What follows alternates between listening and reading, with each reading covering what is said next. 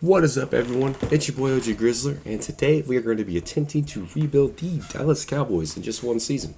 Now, obviously, the Cowboys are a team that doesn't need a lot of work. They are Super Bowl contenders, but just the Cowboys era means that they're not going to ever win. Let's be real. So, I just made a couple of signings. The first one being La'el Collins, because he's an 81 overall tackle, and our left guard is kind of trash. So, definitely going to put him there.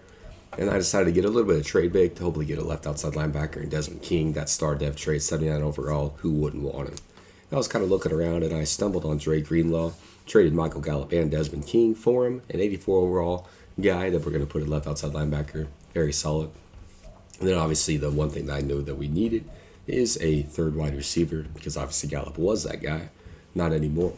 Isaiah Hodgins is now going to be that guy. You'll see how he performs at the end of the season. Dude very well surprised me. And then here I was just kind of moving CeeDee Lamb to the slot wide receiver because, as you know, dude needs to get all the touches, just like in real life, aside from the tight end.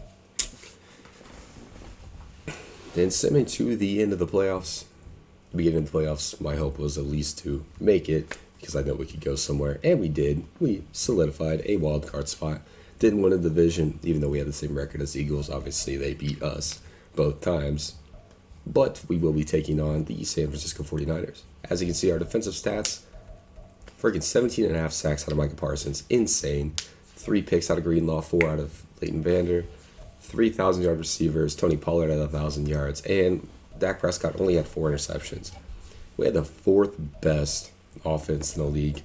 Usually you see the Cowboys kind of stumbling around top 5, and the 12th best defense. That kind of disappointed me with the defense, if I'm being honest. We should have easily had a top 5 as well. But Dak obviously did not win MVP, even though he had an MVP season. Didn't even win Offensive Player of the Year, man. But your boy Micah Parsons did secure us at least one award and the Defensive Player of the Year. But that was it. So the only thing that we can really focus on is getting a ring. Because at that point, who cares about the awards, right? So let's see, can we beat the San Francisco 49ers? Obviously a very strong team. We had a very similar build, but we do. We beat them by 18, so a very decisive win. And then we will be taking on the Philadelphia Eagles in the divisional round. Division rival? Obviously, any Cowboys fan would love to be the ones to knock the Eagles out of the playoffs, and we do. We will be taking on the Green Bay Packers, who, very surprising to see them here. Obviously, in real life, they will not be in the NFC Championship. If they do, I'll be very surprised. As you can see, they have an 81 overall offense, 84 overall defense, 82 overall team. So we obviously have a huge overall advantage here. So it should be an easy dub, and we should have a ride right to the Super Bowl. So let's go and ignore this game and see who we are taking on in the Super Bowl. Please don't be the Chiefs. It's the freaking Kansas City Chiefs, man. Come on.